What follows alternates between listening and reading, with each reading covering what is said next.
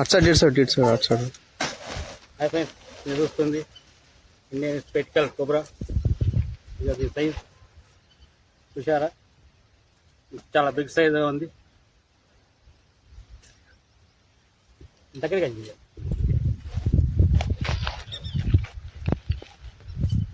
కాయ సంచి ఇట్లా సంచు సంచు ఏది ఇదా సంచు దూరం అట్లా ఇది పడేది చూస్తాను.